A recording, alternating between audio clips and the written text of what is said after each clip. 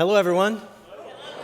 Hey, it's great to see you. I'm really glad that you're here. If you're in this room, I'm really glad you're here. If you're joining us online, I'm super glad that you're with us. There are folks in overflow rooms upstairs, in the multi-purpose room. There might be some overflow folk in other places. Can we just give those people a round of applause to say we're glad you're here? Wherever you are, thanks for being with us today. Thanks for giving us a chance to worship with you. So early in our marriage, my wife and I went to a local theater production of Joseph and the Amazing Technicolor Dreamcoat. It did not star Donny Osmond like the movie eventually would, but the show sold out. Every show that week sold out at that theater. And I found it fascinating that a story that is from the Old Testament in the Bible would captivate secular people and secular audiences. Of all the great stories in the Bible, none is more riveting than the story of Joseph in the Old Testament book of Genesis. If you want a great read, go to Genesis chapter 37 where the story of Joseph begins. I dare you to begin reading it and then try to put it down. Because the end of each chapter is like a cliffhanger at the end of each episode in a great Netflix series where you find yourself thinking, okay, just one more. And that's what you'll do with the chapters in Genesis that tell the story of Joseph. If you were a kid during the 80s or the 90s, chances are you remember a series of kids' books called Choose Your Own Adventure. The series sold 250 million copies, and each book gave the young reader an opportunity to become an exciting character like a mountain climber or a doctor or a race car driver or a spy. And you could decide as you were reading the book how the story would play out. In some of the early versions of that book series, a reader could select from as many as 44 different endings. And by advancing to page 40 or to page 65, the child could determine how the story progressed and how the story ended. Now, in one sense, a book like that teaches a valuable lesson, that our decisions have consequences, that our choices make a difference. But the truth is that there are some parts of our lives that are beyond our control. We don't choose our parents. We don't choose our families. We don't choose the part of the world that we enter. And we certainly do not choose all of the people and all of the circumstances that we encounter in life. I mean, if we could choose our own adventure 100%, we would write some people out of the script of our lives, wouldn't we? And we would exclude some of the challenges and the burdens that we've had to face and carry during our lives. None of our stories unfolds exactly the way we envision. Even if you're doing the kind of work or you're in the kind of career that you imagined as a child, the path that you have traveled to where you are now is almost certainly different than what you expected. I was talking to my 26-year-old daughter recently about the summer before she went to college. She did a gap year right after high school. Then she made plans to attend the University of Arkansas the following fall. But a few weeks before she was scheduled to leave home for Arkansas, she enrolled in a college in Southern California.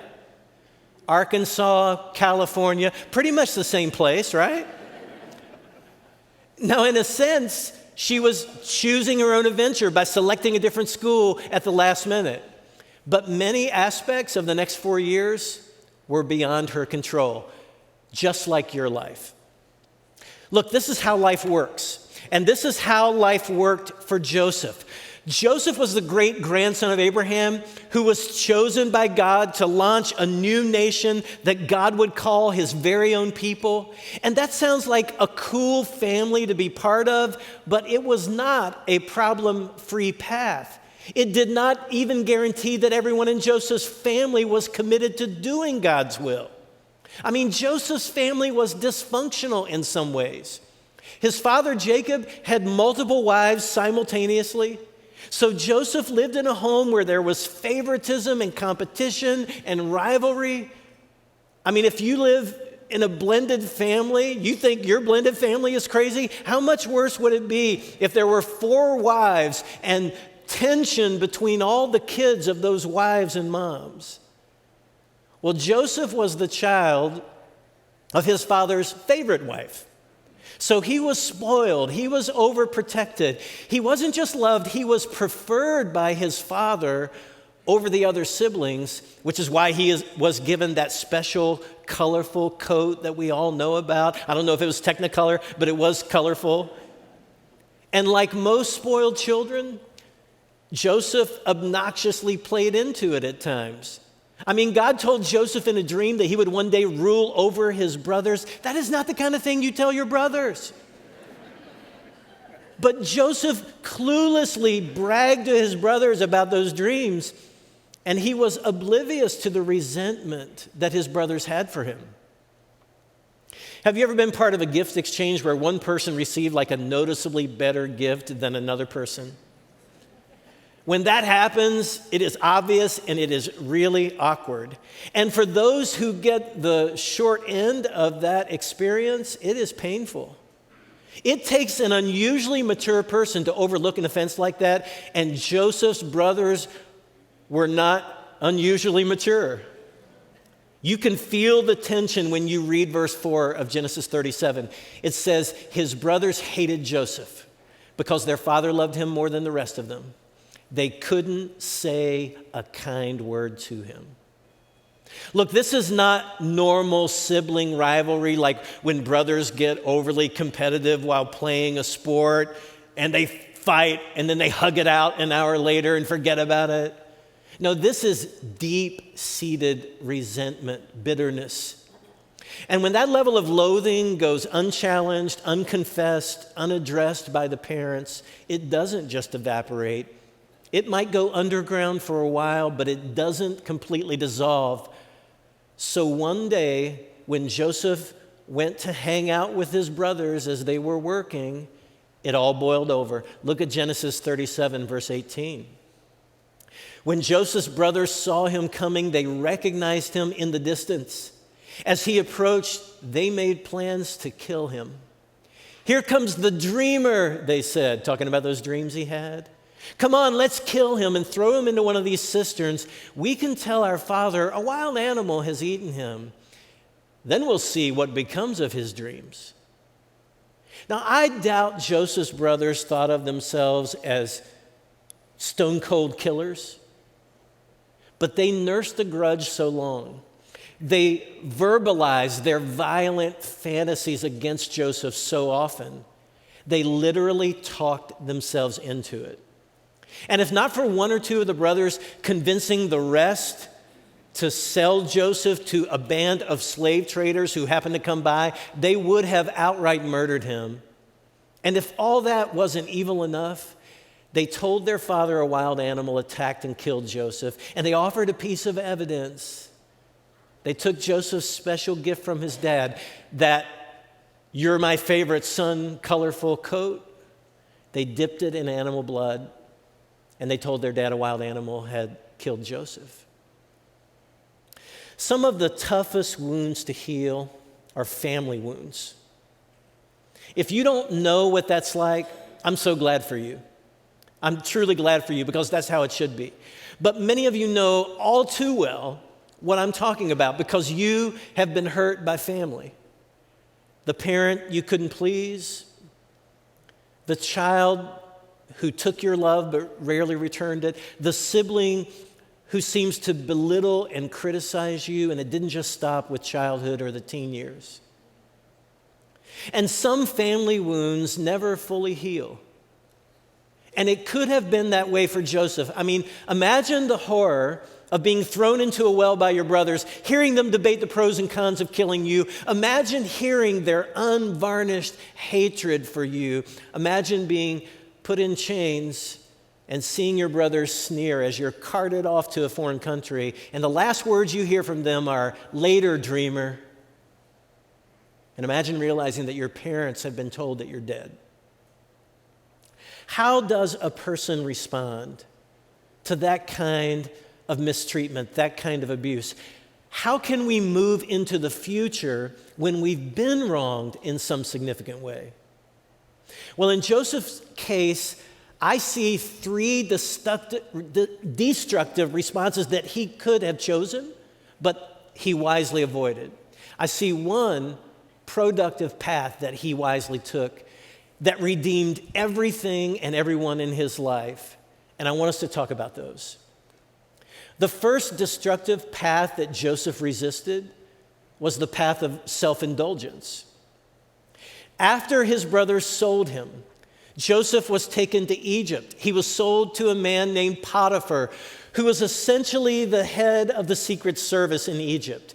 He led the elite force that protected the king of Egypt, who was called Pharaoh. And Joseph was very good at his work for Potiphar. Verse 2 of Genesis 39 says, "The Lord was with Joseph, so he succeeded in everything he did." Now, our culture would call that a tone-deaf statement, wouldn't it? Because Joseph had been trafficked into slavery. But the Bible actually has the audacity to say that God is with him. And the Bible has the audacity to tell us that he is succeeding in his life. This is such an important reminder.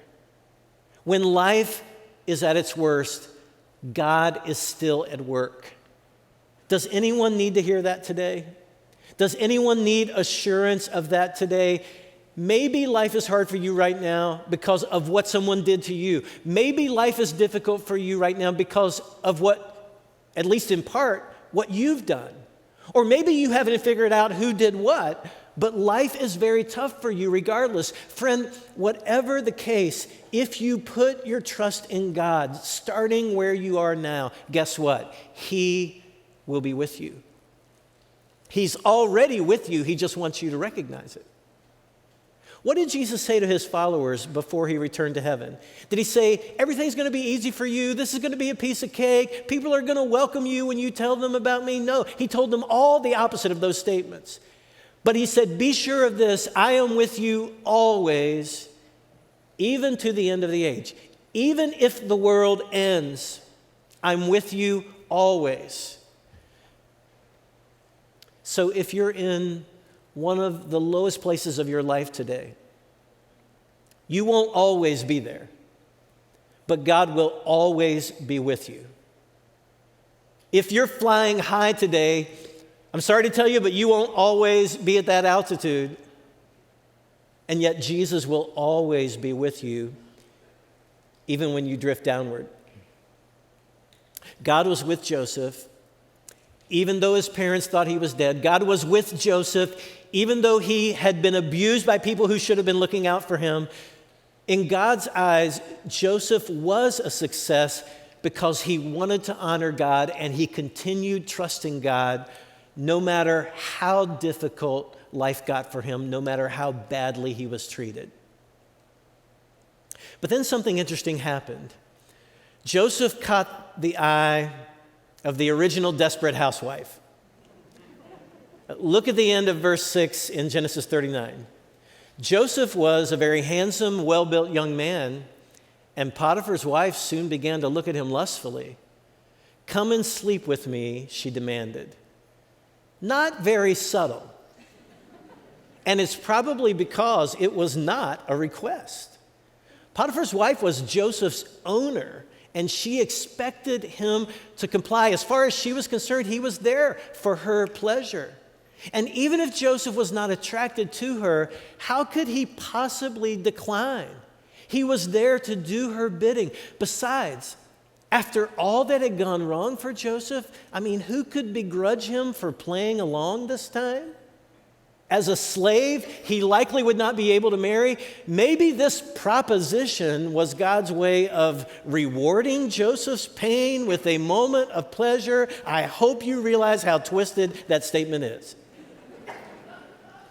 But that is how people sometimes think.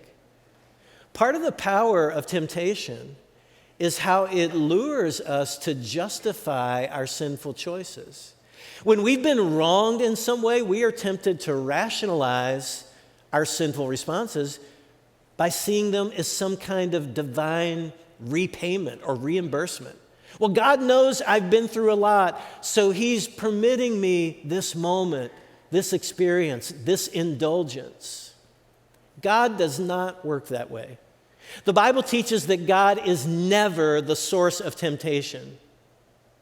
In Joseph's case, he could have reasoned, Potiphar has treated me like a piece of property. He has ignored my human dignity. So even though it would normally be wrong for me to sleep with his wife, I think God will excuse me under these circumstances. Since Potiphar has taken my freedom, it's only fair I take something from him. But Joseph would not allow himself to think that way. Even when his master's wife isolated him, sent everyone else out of the house, tried to force him into bed, Joseph said, there is no way I will betray my master's trust or sin against God in this way. Now, I would admire anyone who demonstrates that kind of integrity, but I especially admire Joseph, who had experienced so much personal pain, for not thinking that the path of self-indulgence would bring him some comfort. There was a second path, a second opportunity that Joseph resisted, and that was the path of self-pity. What was Joseph's reward for doing the right thing and refusing to have an affair with his boss's wife? His reward was Potiphar's wife wrongly accused him of assault, and Potiphar threw him into prison. And the roller coaster of Joseph's life continued. Just as he had risen to the top in Potiphar's house as a slave, when Joseph went to prison, he excelled as a prisoner. And eventually, get this, the warden put Joseph in charge of all the other prisoners. The warden has his feet up on his desk, and Joseph is in charge of running the prison. And at one point, Joseph accurately interprets the dreams of two of the king's officials who've been thrown into jail because the king is angry with them. And Joseph correctly predicts that one of those men will be executed, which obviously meant that he could be no help to Joseph in the future. But since Joseph correctly predicted that the other man would be restored to his position, Joseph obviously hoped that the man would remember him and help him once he got back to his position in Pharaoh's palace. But the final verse of Genesis chapter 40 says, Pharaoh's chief cupbearer, however, forgot all about Joseph, never giving him another thought. Now think about the list of people who have wronged Joseph, who have forgotten Joseph at this point in his life. His brothers have sold him into slavery. Even the brothers who tried to save him from being killed by the other brothers didn't track him down and bring him home after the fact. Potiphar's wife falsely accuses him of the worst kind of crime. And despite all the trustworthiness that Joseph had demonstrated, Potiphar believed his wife's lie. And now someone Joseph has helped, someone who knew Joseph had amazing insight from God, simply forgets about the help Joseph gave to him. How much does one person have to take before he or she is entitled to give up? How many people have to hate you? How many people have to conspire against you? How many people have to lie about you and neglect you and forget about you until you are entitled to wallow in your self-pity? People have answered that question differently throughout history. Another Old Testament character named Job, in the book named after him, suffers the loss of all his wealth, the death of not one but all his children, and then loses his health. And as he sits in rubble and ashes, scraping his diseased skin with a piece of broken pottery, his wife sees him there, and she says, "Are you still trying to maintain your integrity, Job? You should curse God and die. You should give in to self-pity."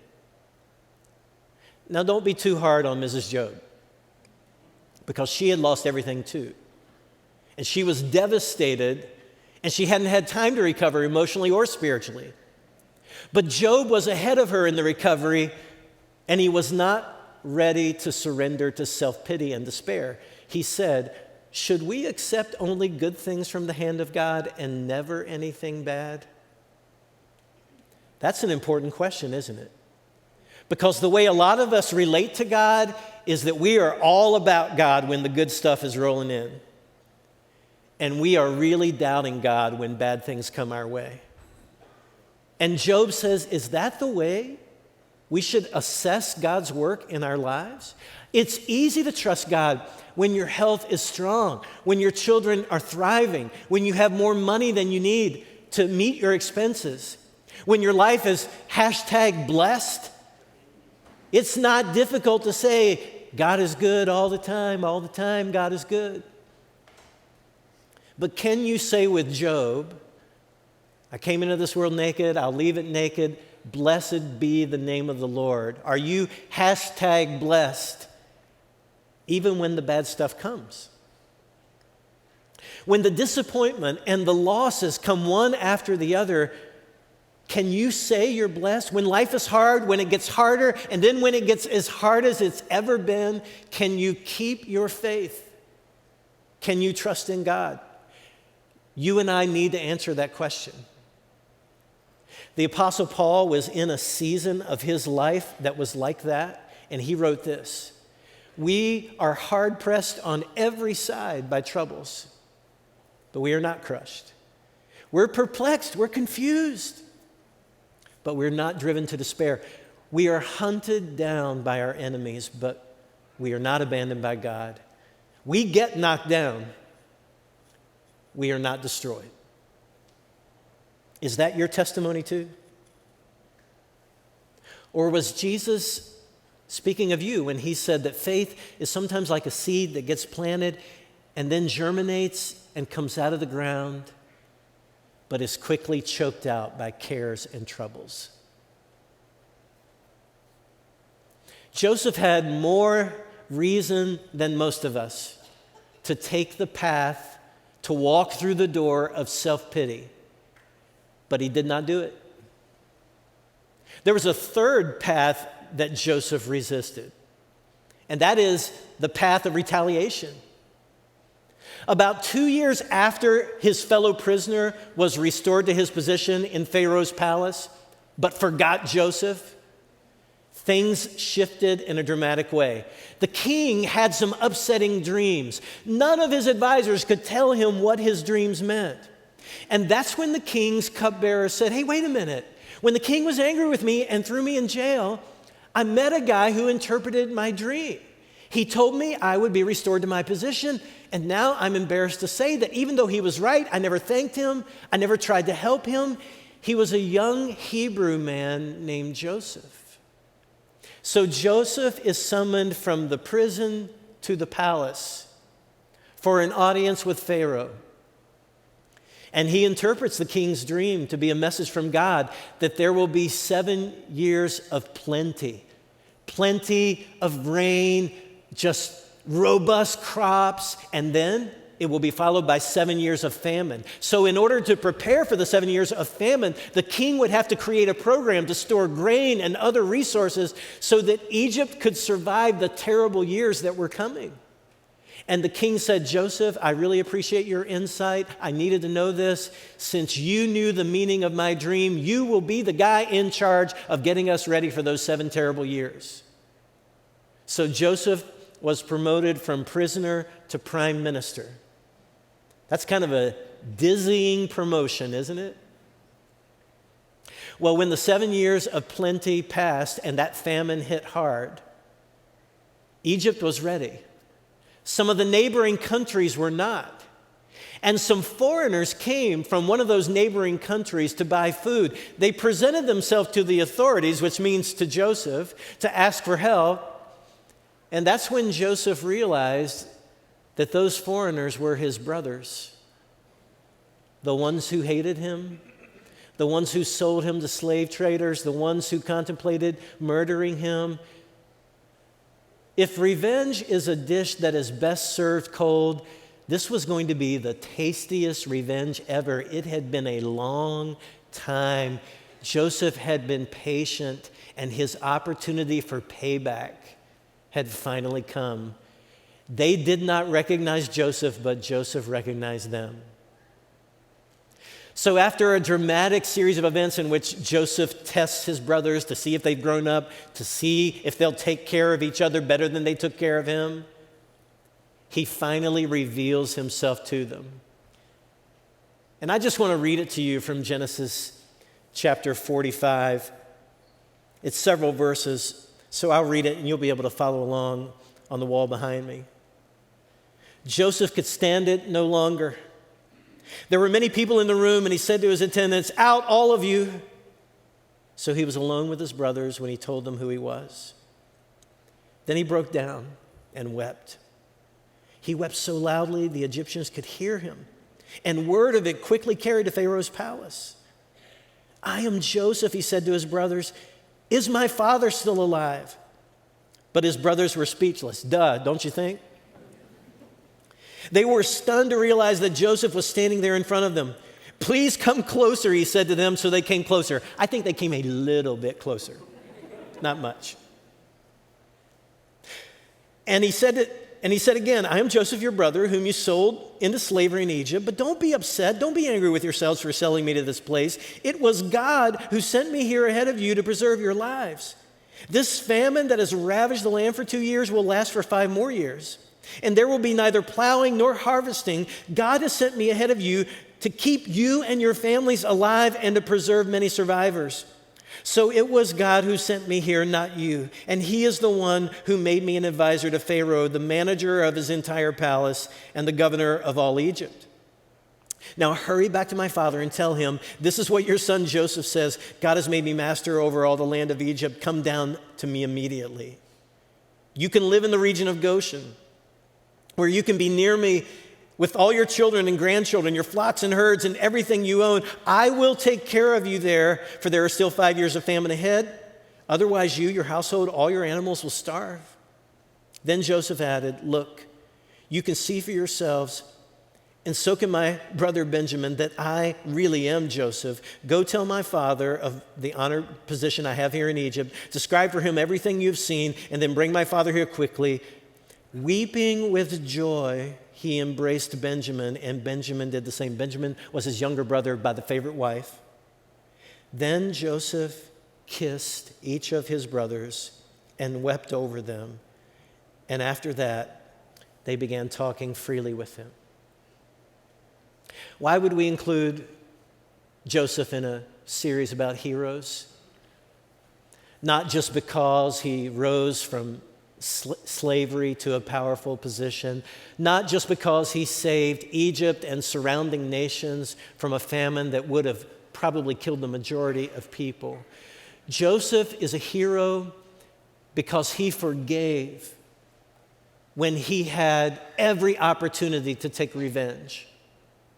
A lot of people in Joseph's place would have concluded, God gave me this position so that I can make you as miserable as you made me. Joseph concluded, God gave me this position so that I could show you mercy and save you.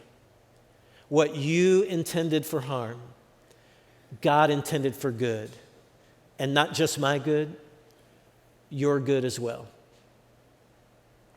Now, there is so much obvious application in this story, but let me give you 2 quick takeaways that are so important. First, don't wait until you're over it to forgive.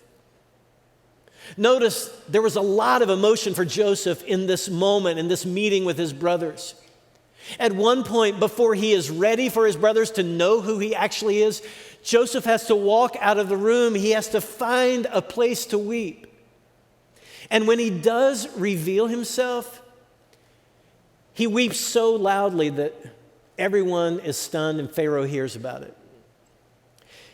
That means forgiveness is not something that you can wait to do until all the emotion is gone. It's not something you do because you've expressed all your emotion, because you've become cynical about people, because you're effectively dead inside. It's something you do. Forgiveness is something you do because it reflects God's mercy. It is something you do because it restores relationships. It is something you do because it helps other people, and it even changes history as it did in Joseph's case. The second takeaway is this: the bigger your forgiveness, the bigger your impact. We think we can change people by holding onto our grudges. We try to punish people. but we never change them that way. It never works. Joseph's story has been transforming people for thousands of years because his forgiveness was so huge. He forgave much. And the more you forgive, the more I forgive, the more people around us will be impacted, the more they will be healed and helped. Joseph forgave the brothers who nearly killed him. Jesus looked down from the cross and forgave those who were about to successfully kill him. Remember what he said? Father, forgive them, for they don't know what they are doing. His act of forgiveness is still rippling across the world. It is still transforming lives. It is the reason people got in the baptistry and were baptized recently. It is the reason people will continue to do that here and around the world. Forgiveness changes us, transforms other people, makes the world the kind of place we all want to live in.